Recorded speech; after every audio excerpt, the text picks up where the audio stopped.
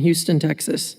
I'm here today in opposition to Senate Bill 30 as it goes against individuality of people with traumas and ongoing mental health problems. I'm here today to present my testimony involving my own personal abuse that started when I was allowed to be adopted along with 8 other boys by a serial pedophile. This abuse was not just sexual, but was also physical, verbal, and emotional, and the effects will continue for the rest of my life.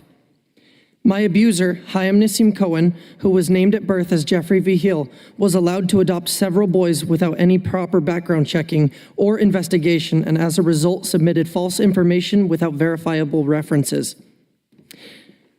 I was groomed at 11 years old, which started when my adoptive father forced me to lay in bed with him, which rapidly escalated to oral sex and ultimately became anal penetration. I was constantly degraded and forced to wear a dress while my adoptive father masturbated. When this became insufficient for Chaim, I was forced to perform what can be described as live pornography by being forced to have intercourse with my little brothers. This was extremely traumatic and is inexcusable, but was able to continue happening throughout 7 long years with no repercussions. I was also forced to perform live streams and TikTok videos for revenue, and if I refused, I would be beaten. Me, along with my brothers, were locked and confined in a room for upwards of up to 23 hours a day, which on multiple occasions was hot and humid from 7 boys sweating without access to water unless it came from a sink.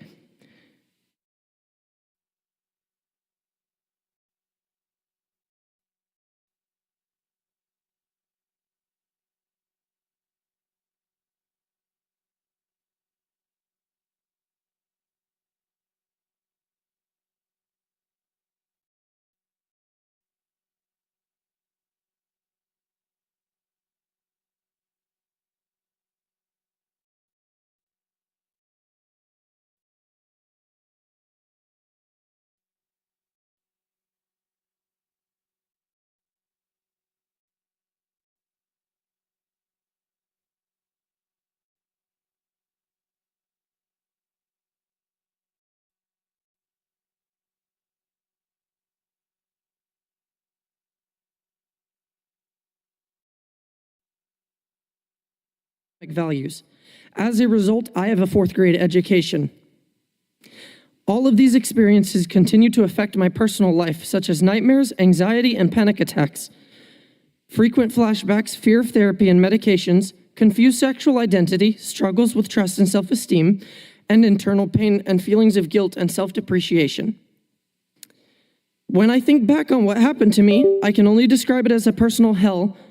And I ask, how can you place a cap on 7 years of hell? And this will become a lifetime of trauma. Stressors commonly cause physical pain as well, such as dizziness, nausea, difficulty breathing, shortness of breath due to the malnutrition. It has affected hormonal function, which may be permanent. Powerful words from this brave young man. But this is who the insurance companies want to silence. This is who they're scared of. I also have issues with social expression, internal anger, and compulsive behavior, as well as unnecessary risk-taking behaviors.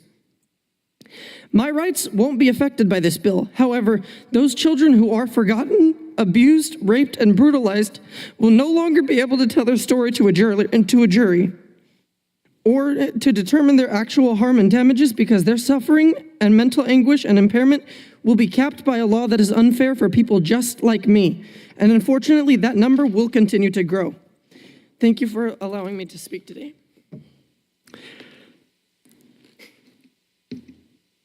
Mr. Cohen, thank you for being here. Thank you for your testimony.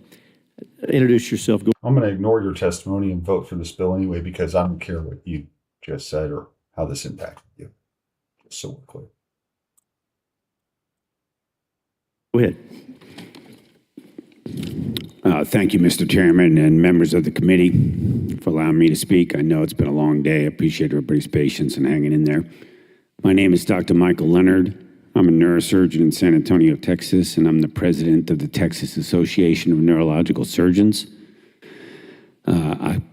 I am authorized to speak today on their behalf by unanimous vote of the board of that organization, and I'm here to voice my opposition to SB 30. I oppose this bill for the following reasons. Number one, it ignores economic reality. When treating injured patients, these cases typically involve long delays in getting settled, sometimes as much as 4 or 5 years. There's a high default rate where nothing of the bill is ever paid. There's a high cost specifically associated with treating these patients, both in time and money. And of course, overhead as a small business association, a small business owner doesn't wait. Those bills for me are due every month. Currently, very few physicians in Texas treat injured patients precisely for the above reasons. This bill will force those few physicians who do treat these patients to deny treating these patients in the future, which will lead to a crisis in healthcare access for injured Texans who lack health insurance, driving them to our local ERs, which will exacerbate the care issues that these facilities currently face. For those patients with insurance, many are employees of small businesses, and these costs that will be added to their health insurance plans will lead to skyrocketing premiums for their health insurance, which will be very devastating for Texas small businesses. Finally, as I'd like to say, as a Republican myself, I've been told most of the members of this committee are Republicans. I understand we're supposed to be the party of small business, entrepreneurship, and free market ideas, but this bill seems to me more like big government dictating a solution that hurts everyone except the out for party and their insurance company. Thank you very much. Thank you, Doctor.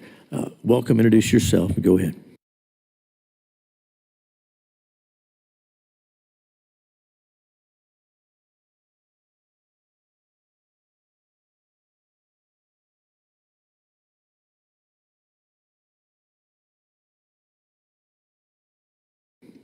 Thank you. I'm Anthony Holm. I'm a Republican pro-tort reform trial lawyer, so nobody here likes me. Son, that was one of the more brave acts we've seen. I have 8 substantive points, and Senator Zaffarini, I have solutions as well, or suggestions, and I think some clarities as well, senators, and some of the questions, but I'm going to try to get as quickly through I can as the key ones. I want to flag for everyone that this bill, as written, says it is a reversible error as a matter of law to consider the value of human life for born, unborn, or a young man like this who suffered those tragedies when considering mental anguish. It says it verbatim on page 20. Affirmatively an error under the law that this body is asked to vote on. Born, unborn, or trauma like this. I suggest to this body it reduces substantially the value and the sanctity of marriage because a loss of consortium is a current claim and it eradicates that. It says mental anguish is now defined as a litany of things which includes loss of consortium. So, and that's capped. I would agree aggressively that this is a cap, unequivocally. We have remitter, this is to remit. It's a workaround over the 3/5 issue, it's a cap. So consider, for example, someone who is burned over 95% of their body. Well, they're going to lose consortium with their spouse. That's exactly what we talked about earlier today. Whole claims are being eliminated. Loss of consortium, disfigurement, they're just eliminated from whole cloth. They're just gone now because of this bill. If I were burned over 95% of my body, my spouse has a very different life ahead for the next 30 years in our marriage. My past mental anguish, my future mental anguish, my loss of consortium are now lidded at 250. I have terrible burn victims. I'm not trying to scare anybody. These photos are brutal. 250,000 is offensive for these type of injuries and damages. We've also had some testimony earlier saying, hey, let's have 150% keyed to a database. Maybe, I think that's probably flawed policy, but if we're going to do that, we certainly should we not also make it the policy of the state of Texas that a doctor or medical provider shall accept as full and final settlement that same amount, because these liens are similar to house liens. I have 3 other points that I'm happy to take on questions, and I think there was quite a bit of confusion on discovery and admissible of evidence. There'll be some questions sir. for the panel, I'm sure. Thank you for your testimony. Welcome. Since you're on the end, get close to that microphone. Introduce yourself and go ahead. Thank you, Mr. Chairman. My name is John Esparza. I'm the president of the Texas Trucking Association. I'm here to share the Here we go. Here's some outright lies. This will be good. industry strong support for Senate Bill 30. The industry has been subject to the growing practice of fraud within the lawsuit landscape in Texas for quite some time.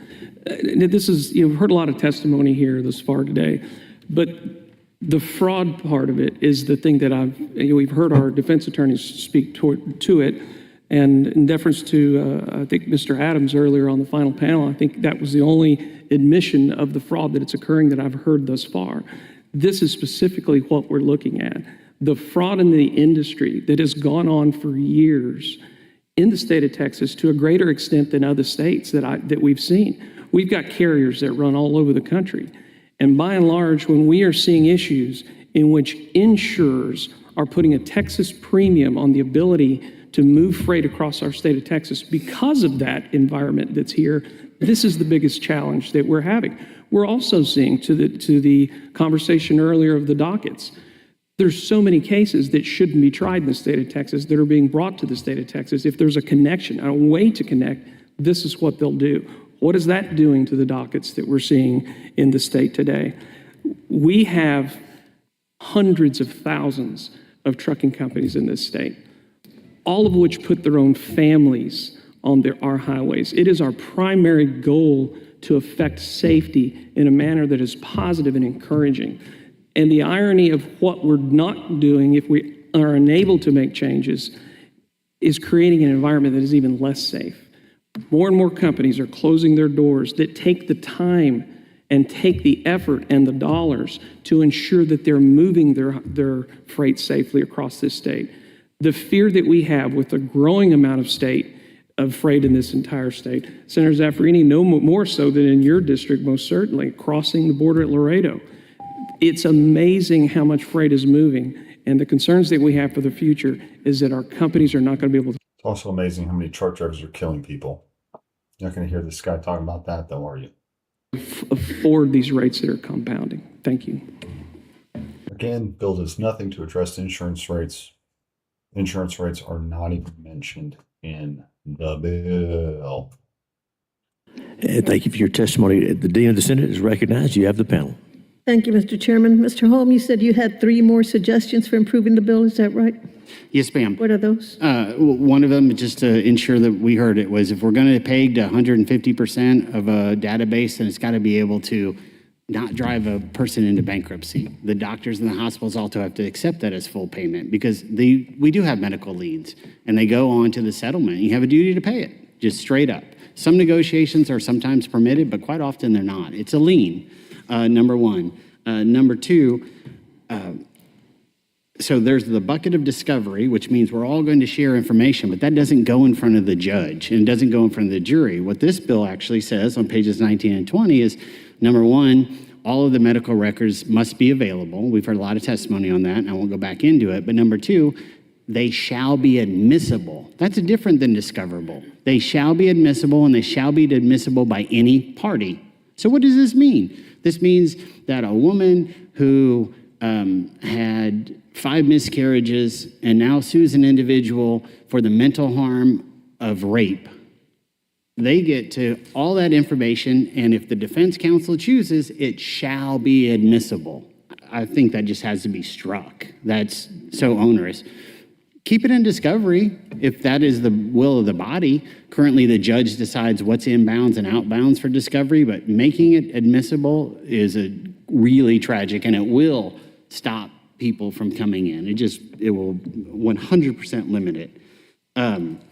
I would, of course, honor the sanctity of marriage and have a standalone claim for loss of consortium. I would suggest that the body strike as an affirmative statement, which says, in an action to which this chapter applies, it's reversible error for a court to allow an attorney, witness, or other person through argument or introduction of the evidence to, and drop down, characterization of an award of damages for physical pain, suffering, mental, emotional pain, anguish as establishing a value of life. Okay, what does this mean in practical terms? Drunk 18-wheeler driver T-bones a lady who's 9 months pregnant and she's due on Friday. She loses the baby. She cannot say, I lost life. I'm anguished for the rest of my life. How do I value this? I can't. It's a reversible error as a matter of law, and that's what the body is being asked to affirm into law. Okay, the multiplier, hours, the marriage. Yeah, and that's what the body is being asked, but that's also what the jury pool, your constituents, are being instructed, that you can't bring in or hear about the value of life. Damages beyond the value. Currently, they are instructed on community values, and that is right and appropriate. And then just the limitation of 250 across the board. If a woman is raped by an illegal immigrant, the lid is 250 on mental anguish. If a child is pulled into a Walmart and molested by the security guard, that's 40 or 50 years potentially of therapy. That's a lid of 250 on mental harm. Thank you so much, Yes, Mr. ma'am. Cohen. Thank you for your courage and sharing your story with us. And Dr. Leonard, I'm the only Democrat on the committee. Sorry? I'm the only Democrat on the committee. Oh, yeah. I was told that. Senator Betancourt, you're recognized, then we'll go to Senator Paxton. Thank you, Mr. Chairman. Anthony, just so you know, one of our committee members, Senator Birdwell, has had 57 operations after he survived the Pentagon attack on 2000, back on 9/11. And I'm not sure if he was burned on 95% of his body or nearly almost all of it. But he breathed two-phase plasma at over 300 degrees and somehow survived. So we have seen a lot of burn victims. But if you needed to, you can always show your exhibit because his book, Refined by Fire, is pretty similar to that. So And this isn't the worst part, Senator. What I didn't bring was the audio of debridement where they have to cut away the dead skin. I've never heard anything like it. well, I've only They're heard, screaming, saying, please let me die. I can only tell you that publicly, there are times that Senator Birdwell was ready to have his maker call him home. And he said it publicly in his book. So we understand the problem. We also understand that the trucking industry has a problem with their cost structure, especially with these type of awards. And, this is such. But we're not going to do anything to actually help the trucking industry. We're not going to do anything to hold the insurance companies accountable that are rising rates on trucking companies for no reason. A multifaceted problem that we're going to maybe go all the way down on Occam's razor, and we may end up having to divide that atom at the end to find balance here. Now, I want to spend my time just telling you, I didn't catch your name, son. My name is Shmar Yahoo Cohen. Okay, Mr. Cohen, I just want to say that to come here and be able to take this step means that you can leave the past. So disingenuous. So disingenuous that they're going to tell this poor kid, we appreciate your testimony, and they gut his rights to the courthouse. Behind, and that your life is worth living, because I know at times you have thought it has not been. But the fact that you can come into this chamber and be able to describe what happened to you and be able to do it You could actually respect him by dropping the bill. Just a wild thought. in such a manner that the only thing I saw was a little bit of shaking of your hands on your script, means that you have the future before you. And no matter what happens with this bill, I want you to know that we know that you have value, and we want you to be with us in that future, no matter how this bill comes out. Because I know what you did today took a tremendous amount of courage to be able to come and do that. Thank you.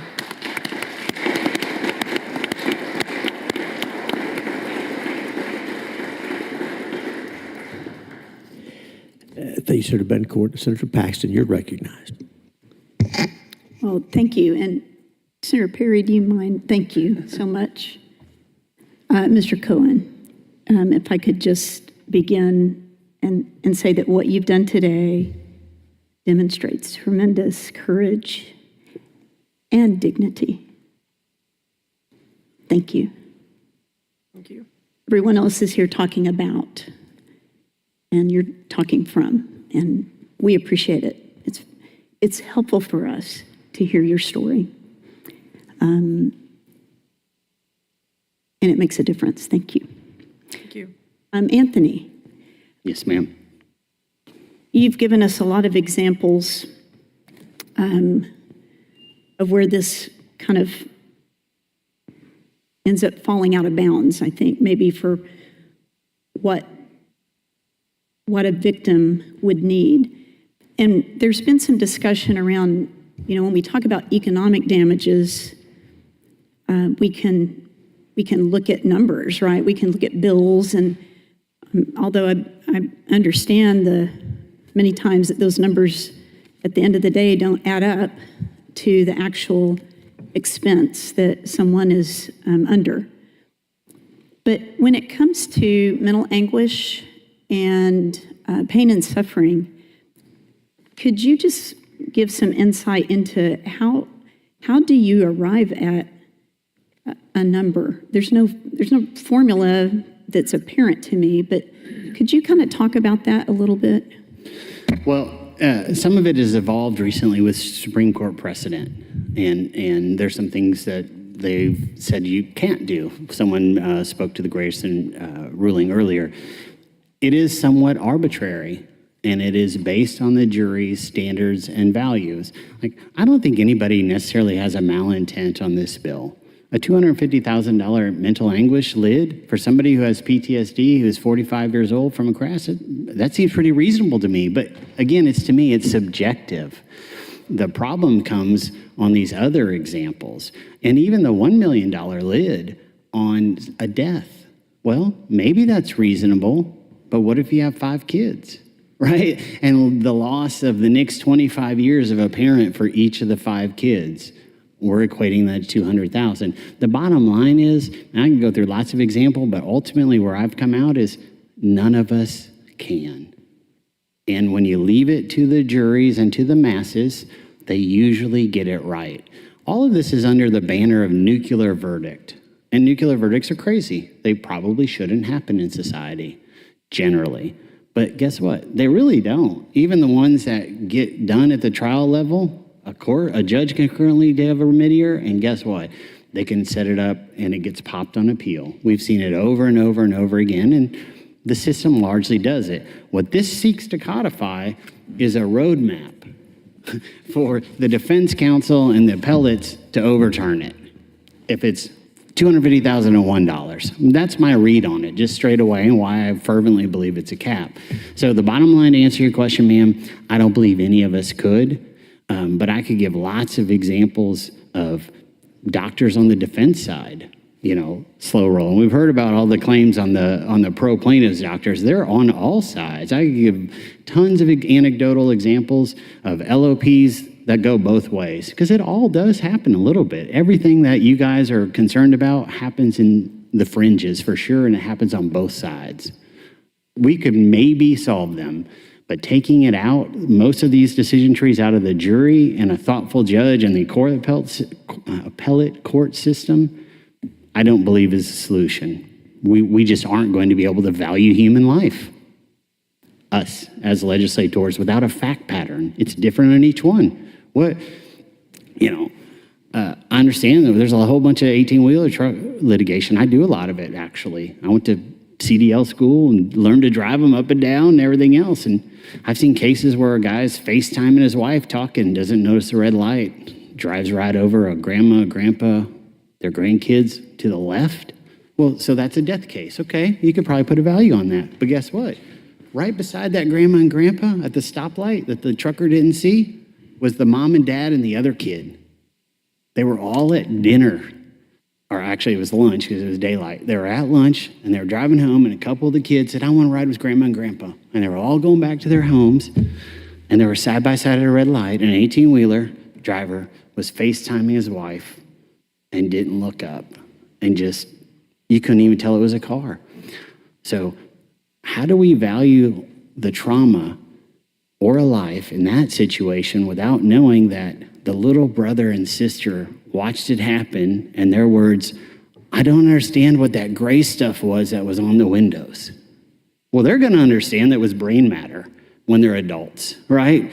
Like, unless humans have the specific facts, I don't think it's reasonable to sit anywhere and try to dictate it on the front side. We have fixes if the humans who have the specific facts get out of bounds. Remedier, which exists, appellate courts overturning. We do it well in Texas. So, Thank you. So what you just said, that element of things, how do you incorporate that into this bill?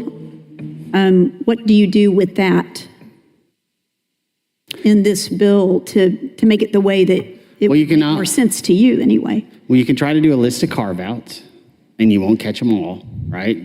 Perhaps sexual assault, perhaps minors, perhaps unborn, perhaps children, loss of parent. There's all, you can do a list of carve-outs, but we'll invariably miss some. We'll come back with more and more. Or you can strengthen the appellate system if you're really concerned about it getting out of bounds, but I'm going to suggest that we have them. We'll get a headline of a nuclear verdict, but it never gets paid because it goes up to the appellate court and it gets fixed, just like a system should. Very rare. I think there was someone who was going to testify, I believe they had to leave, but my understanding was there's been 3 quote-unquote nuclear verdicts that have stuck in Texas over the last 15 years and been paid. Certainly some have been awarded. Many have been awarded, perhaps.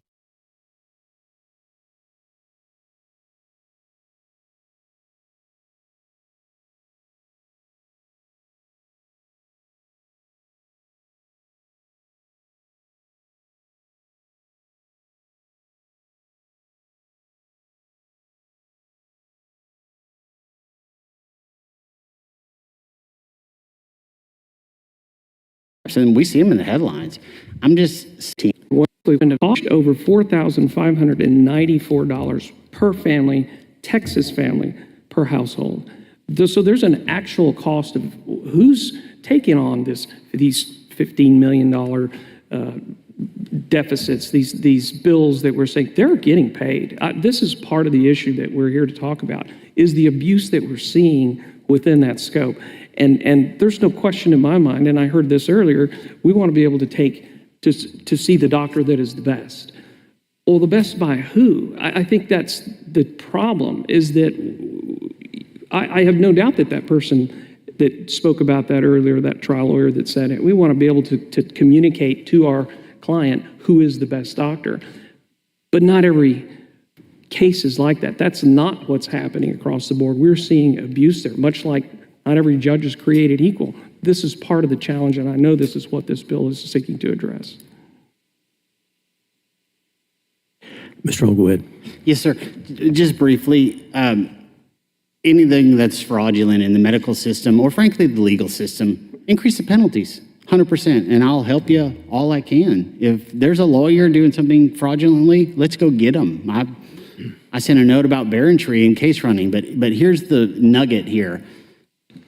Either you get to, in Texas, you get to choose a doctor, whether they're in your plan or not, and seek the care that you want, or you don't. I mean, this is kind of the Obamacare problem, right, that now we're talking about here. Well, you can see the doctor that you want, but we may not pay for it, or the jury doesn't have to pay for it. If we could all pay Medicare and Medicaid rates, that'd be exceptional. But we can't. Yes, sir. Senators, any other questions for these witnesses? Dean Saffarini, you're recognized. I thought you were turning it on. You were turning it off. I apologize. Senators, anything else? We thank each of you for being here. Thank you for testifying. Thank you.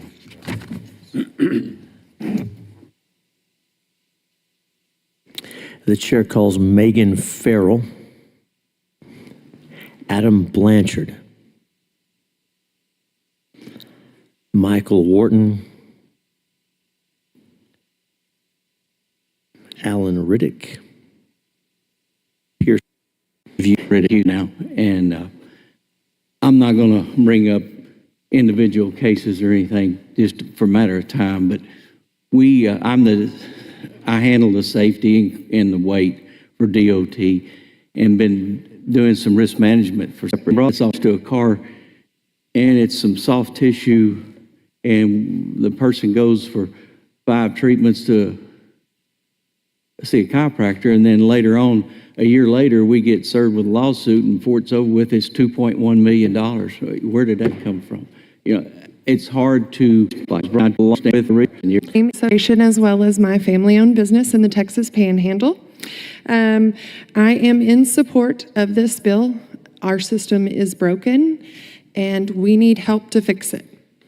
I agree that the nuclear verdicts and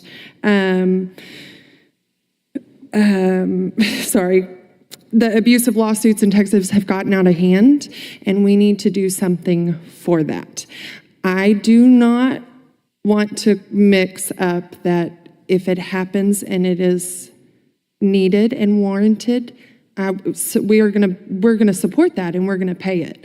But you're talking about frivolous lawsuits that are fender benders, nobody's hurt, and 2 years later we get sued for millions. So that's got to stop, or we're all going to be out of business. So thank you for your time. and thank you for your testimony. Welcome. Introduce yourself and go ahead. My name is Michael Wharton, Wharton Insurance in Austin, Texas. We've been around 52 years. I've been in the business 35 years, have a degree in business from Baylor University, where I spent 200 hours in this building in 1989 doing Texas workers' compensation reform.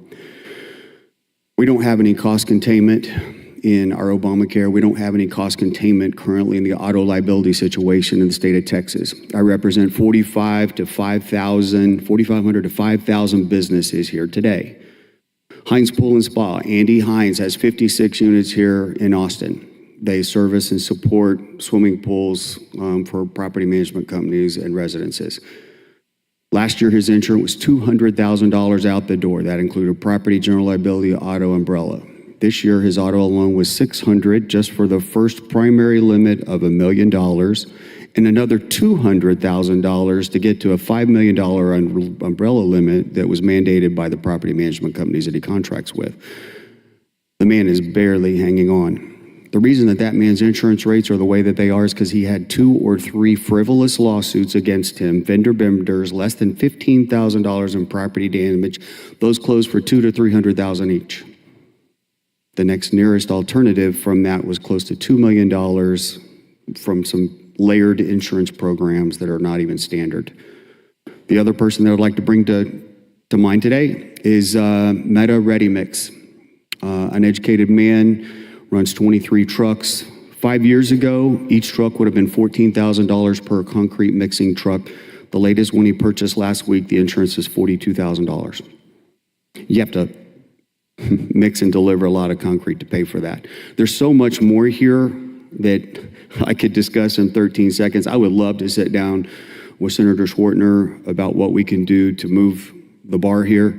I know that what we have going on is what we call doctor shopping. You can finish that thought. Go ahead. So just like workers' comp in 1989, we had doctor shopping.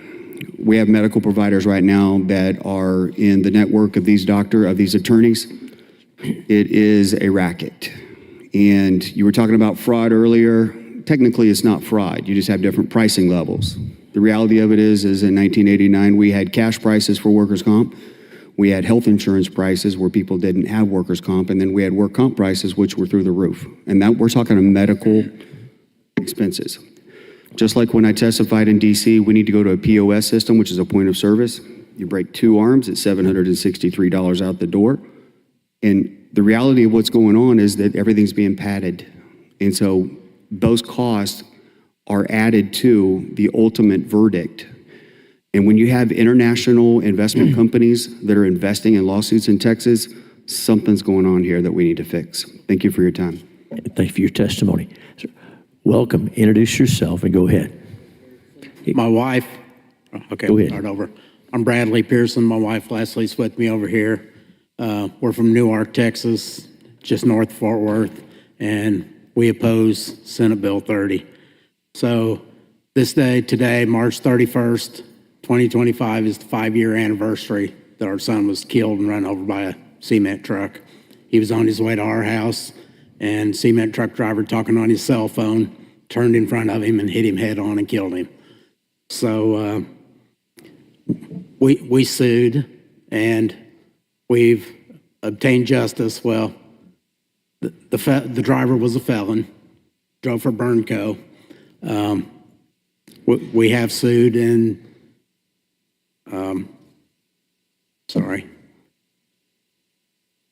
but we brought to attention a lot of their safety failures in that company. So hopefully those have been addressed where tragedies like this won't happen to others. And that was our goal. Just don't let it happen to others, you know.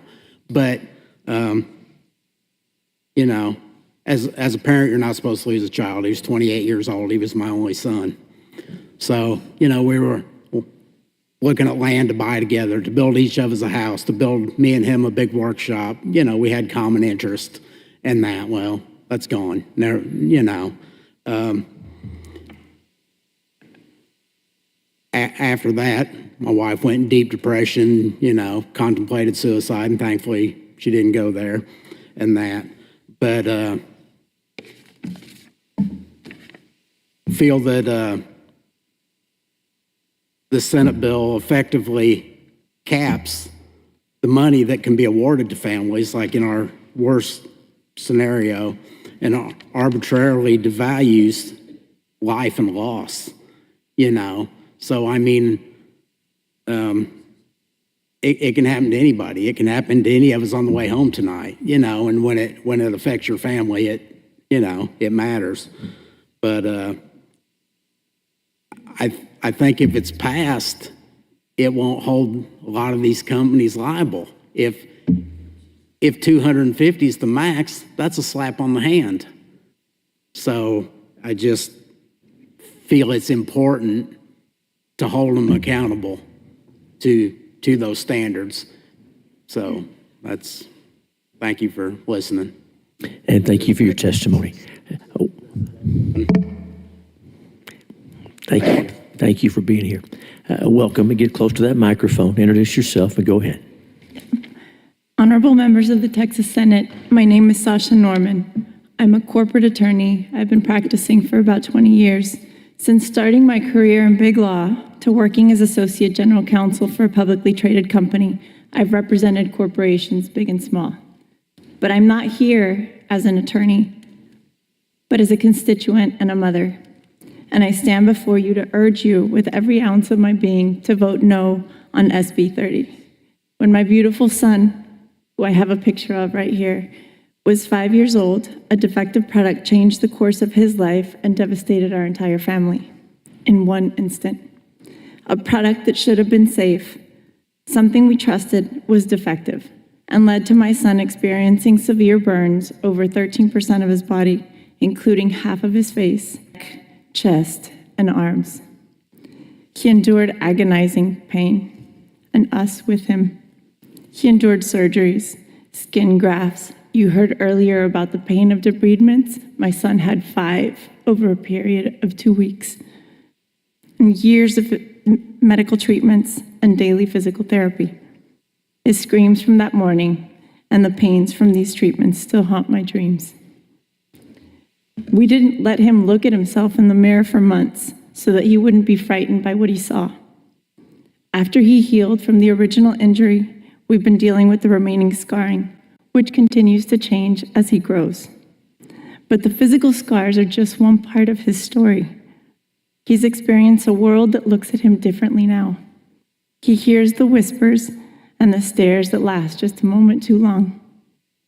He has to answer questions and sometimes rude comments from adults and children alike about the source of his scarring and disfigurement. I've had to watch him nervously going into every new environment, hoping that nobody notices the obvious. As a parent, I wonder how this will affect his future, his confidence, his mental health.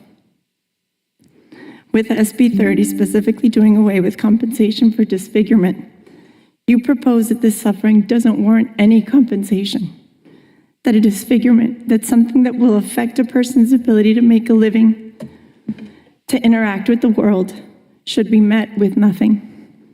That potential future medical needs, psychological care arising from this disfigurement, should be left for the victim to shoulder alone. Even though we had medical insurance, we were drowning in bills. Medical insurance doesn't cover cost of medical procedures for disfigurement because it's cosmetic. What you are considering is not just legislation, it's a message to victims of horrific preventable injuries, that their pain doesn't matter, that their futures do not matter, that those responsible will not be held accountable. You're sending a message to the responsible parties that Texas is a safe place to inflict harm with limited consequence. Let me be clear, disfigurement is not just a cosmetic issue. It is a lifelong burden. It can affect employment opportunities, social interactions, mental health, and self-esteem. It can mean years, decades of surgical procedures, therapy, and emotional struggle. And without the ability to seek just compensation, without insurance to cover the cost, victims are left abandoned. I ask you to look into your own heart, senators. Imagine if it were your child, your grandchild, your loved ones who suffered as my son has. Imagine not having the resources to provide the lifelong support needed. And now imagine a law that mandates that the effects of this type of horrific injury deserve no compensation, or at best, a capped compensation. So I'm saying please vote no for this bill. Thank you for your testimony. And I have an image if you guys would like to see the before and after of my son. Yes, ma'am. Thank you. Can I show it? Yes, ma'am. So this was my beautiful son before, and this was his injury.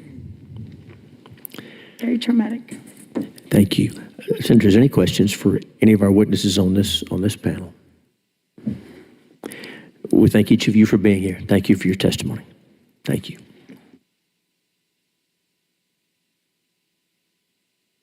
The chair now calls Adam Blanchard, Mary Myers, Charlie Pfeiffer,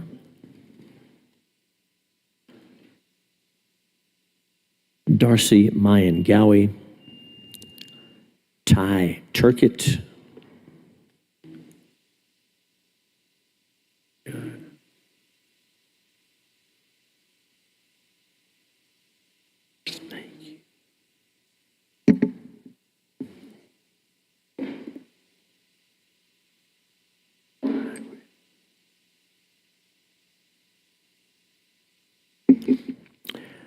and Susan Sizemore.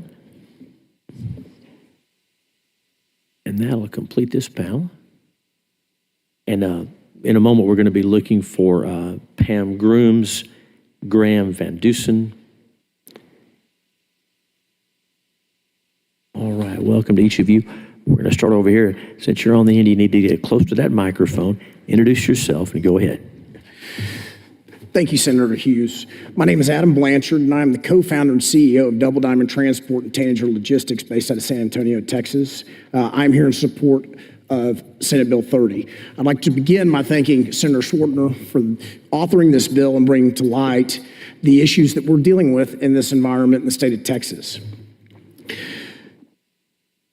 If you want to wonder why the cost of milk and eggs is going up the way it is, look no further than the issues that we're addressing today.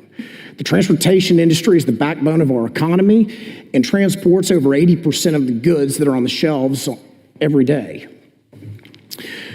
To begin, I would like to state first that, in my opinion, there's no lack of access to the judicial system by anybody that's injured as a result of this bill. And I also, in my opinion, doesn't affect any major cases, because the major catastrophic cases are going to be those where we receive a Stowers demand. and in all likelihood is going to be settled well before we get into the litigation process. What we're here to talk about today is the abusive medical practices and billing practices that are happening in collusion with these trial lawyers and these doctors. The scheme goes like this. These trial lawyers send their patients to a doctor that works directly with them. In exchange for that, they are told not to bill their insurance or any other payment providers that can cover those costs, which would be essentially all Texans, whether it's through private insurance, Medicare, or Medicaid. Then they overinflate the medical bills and represent those as the actual costs in order to make them whole for medical damages in these litigations. That party serving the counter affidavit, the defendant, is precluded from presenting any other evidence at trial. Good evening, Chairman Hughes and committee members. For the record, my name is Charlie Pfeiffer, and I'm testifying for Lone Star Economic Alliance and also the Independent Electrical Contractors of Texas in favor of Senate Bill 30. I serve on the board of directors at the IEC of Texas. We're the largest directors, and we also brother 6 generations, and our business is in its 62nd year. Everything that we do is to maintain this legacy and to extend it to future generations. My son has just started. He's gotten his CDL. Sadly, we are concerned that an employee may get into a wreck that will put us out of business. We have recently been involved in several auto wreck lawsuits that in previous years would have been resolved with a trip to the body shop and nothing more. Lawyers, unfortunately, are consistently pushing for even higher verdicts, with one right now seeking $10 million for a fender bender. This is enrichment for the attorneys. It's not justice for the victims. We are very safety conscious and have implemented all manner of safety procedures and technology to minimize any wrecks, but the amount of damage to the vehicles often has little bearing on the amount of the settlement. Even if we avoid all accidents, our insurance premiums are rising to unsustainable levels. The carriers are being forced to raise rates across the board. This year, our auto insurance premium went up 33%. Right now, it represents 75% of our total insurance spend. We appreciate the balance that our Texas government has struck between providing a great business climate, consumer protections, and low costs. We want this to continue into the future, and as such, request that the Senate approve Senate Bill 30. We want to ensure that verdicts and settlements fairly treat all parties in an accident. The system's not working properly now, and respectfully, we need to fix this problem and not let it get kicked down the road. I recognize that you guys are putting in a lot of work into this, and you're dealing with a difficult situation, so I want to thank you for all your work in that. It's a hard job. And thank you for your testimony. Welcome. Introduce yourself and give us your testimony.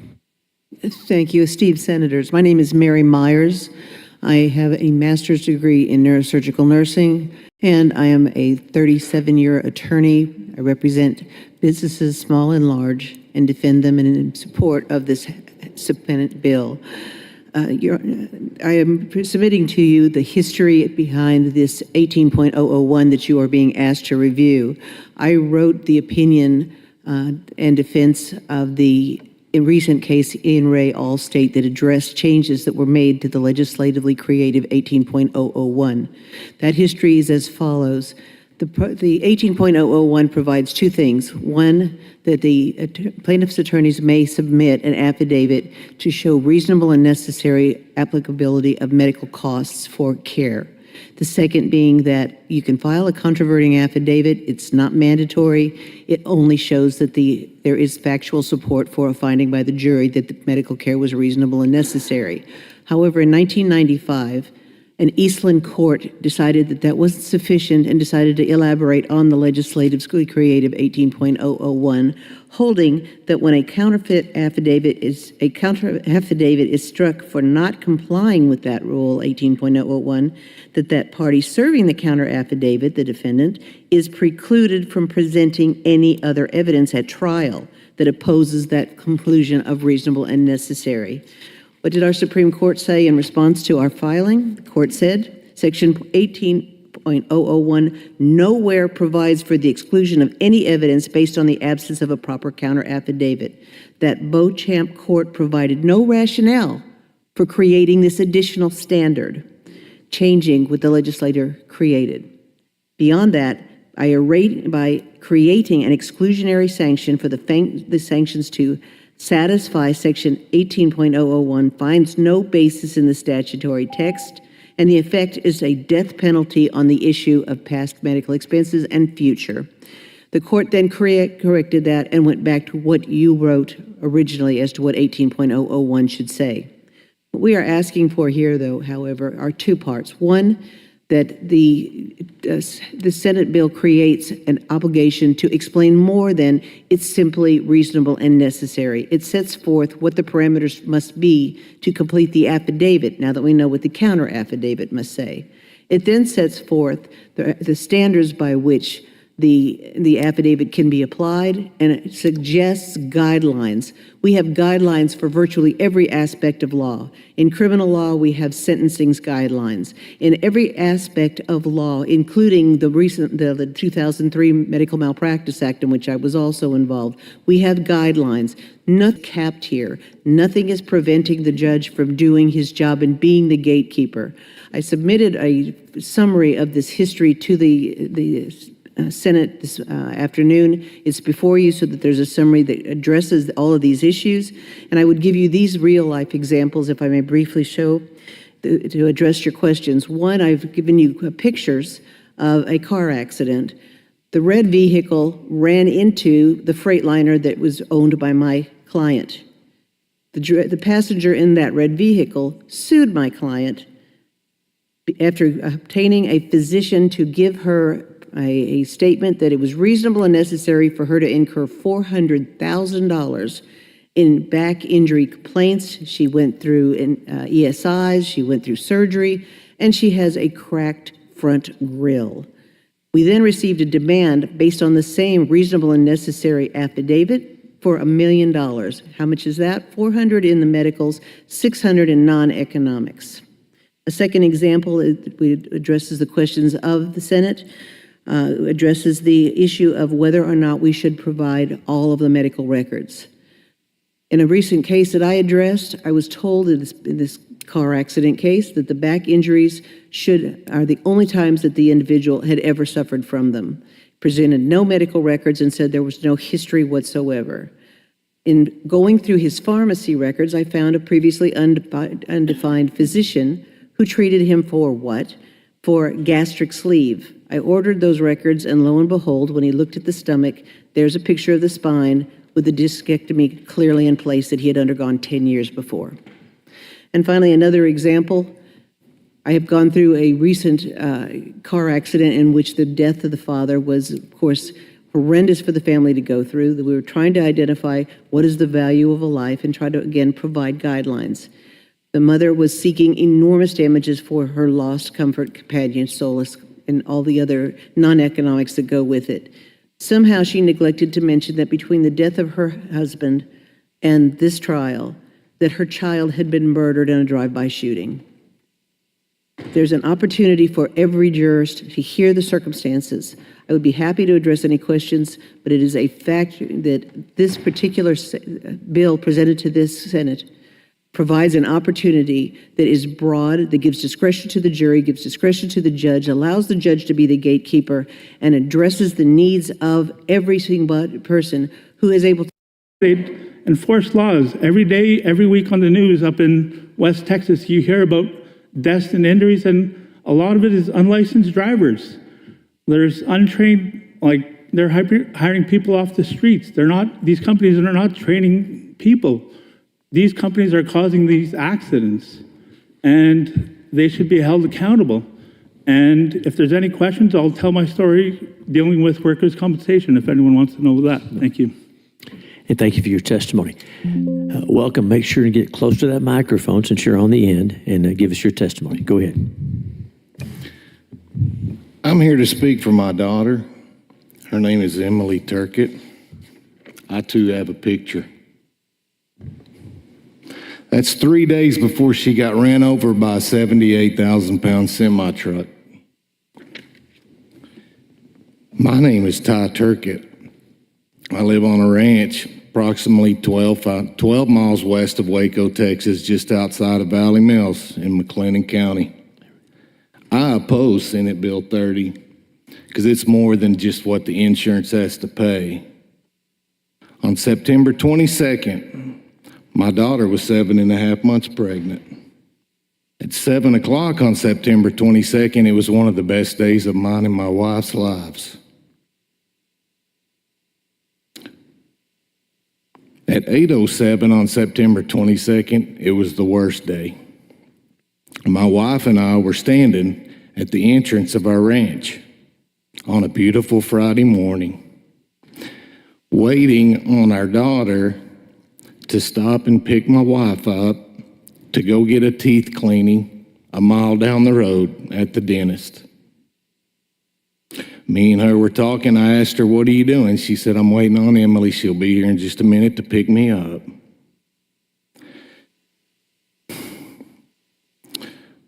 My daughter pulled up on the highway about 60 feet from us and stopped. We had bought her a new Denali ATV, or Denali, to keep her safe. And she was 60 feet from us, looking right at us, waiting for two cars coming west to come out of Valley Mills. Moments after her vehicle slowed down to stop, we watched in horror as the 18-wheeler came barreling down the highway. He had over 1,000 feet of clear line of sight, and he hit her square on. Me and my wife were the first ones to the car.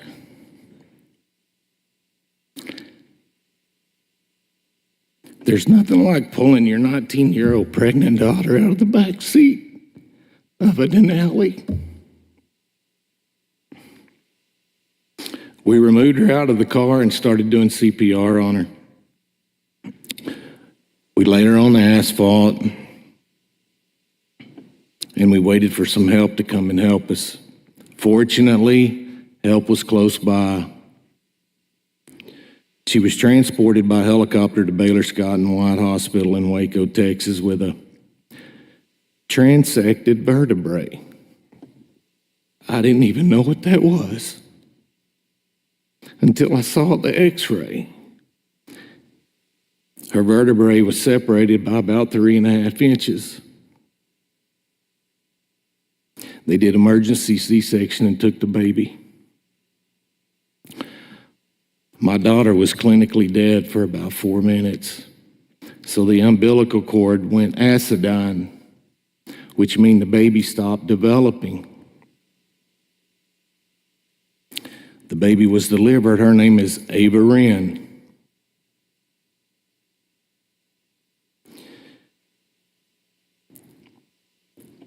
She survived and she's with us. The father could see the medical bills coming. So we adopted the baby.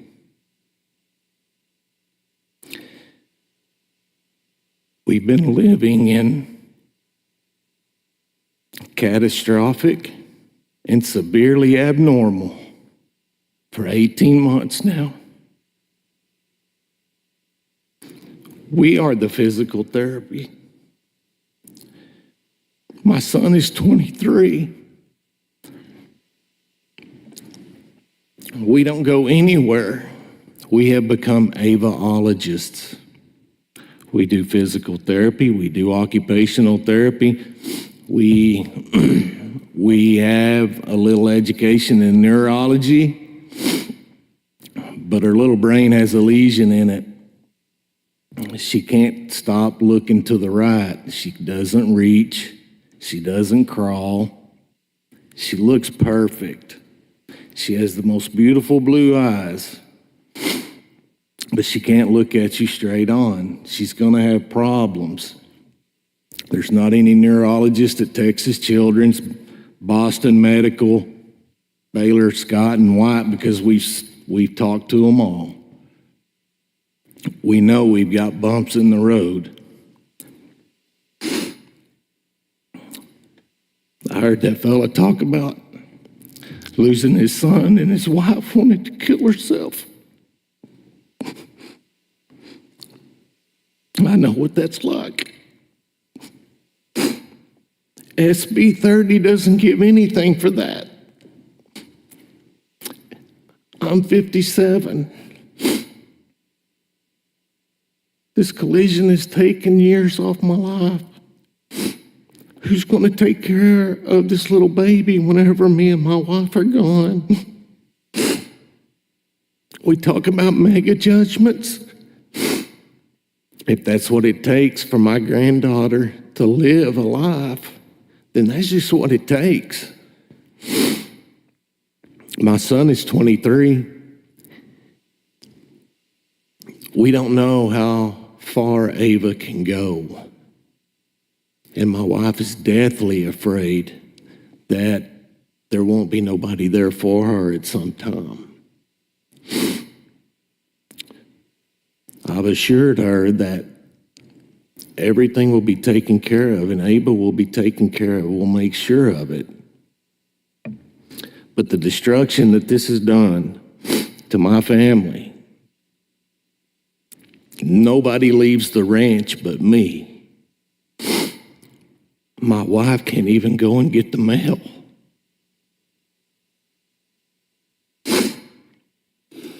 SB 30 doesn't give any consideration to what we're going through. SB 30 just slaps us again. You can't put a cap on a daughter.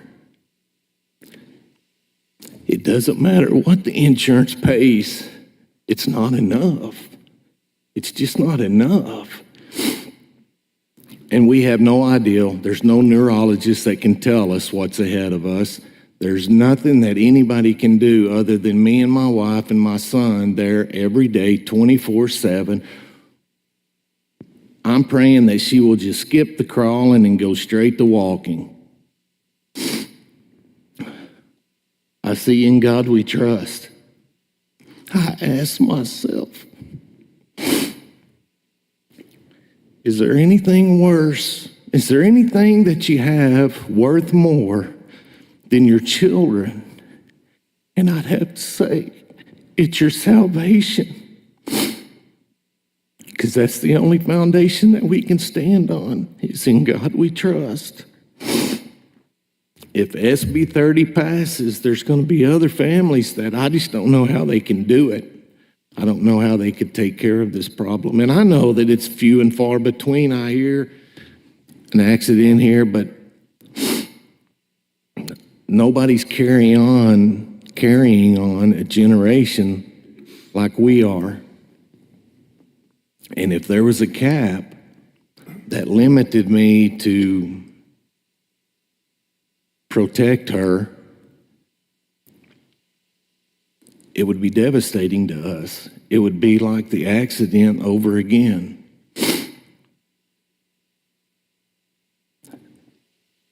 So I hear about these smaller cases, and I don't know about the doctors and the money under the table, and I don't know nothing about any of that.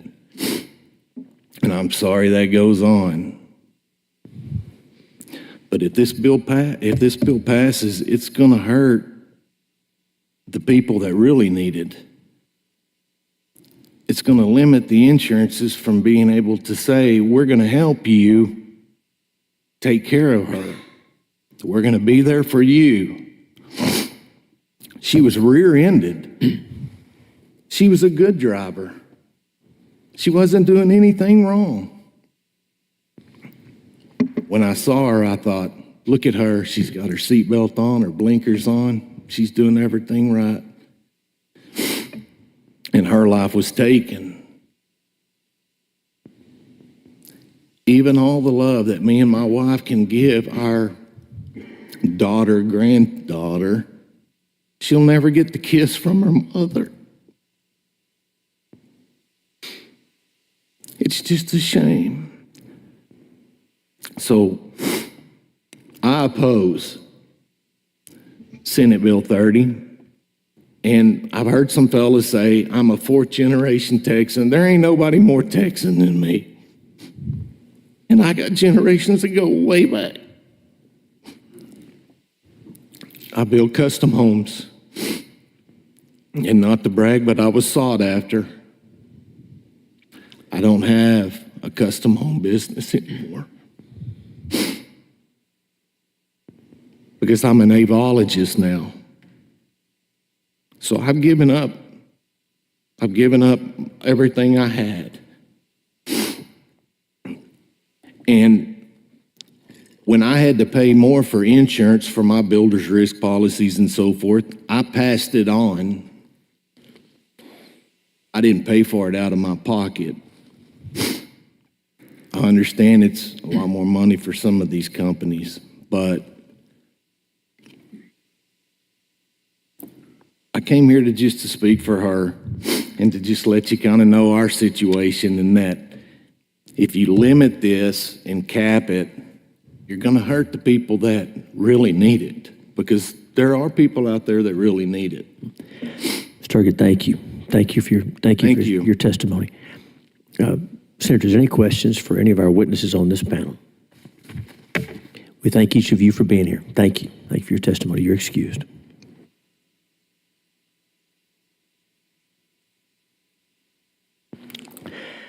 Call William Wolf, Nolan Howard, Marcia Fashingbauer, Pam Grooms, Tricia Graham, Alden Williams.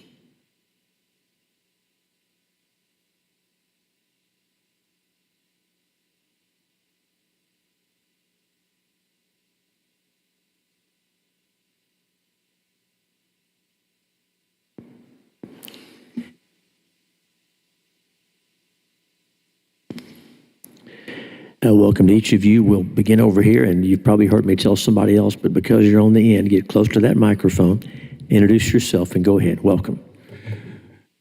Thank you all for having me here today.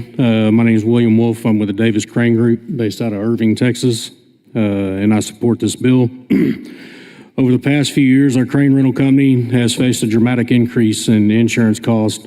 In just the past 3 years, our automobile liability rates have risen by 68%, with our umbrella premiums having surged over 70%. This alarming trend is primarily driven by the frequency of litigation from plaintiff lawyers. We've experienced several incidents with minor bumper damage that led to policy limit demands. Shockingly, the allegedly injured parties are claiming hundreds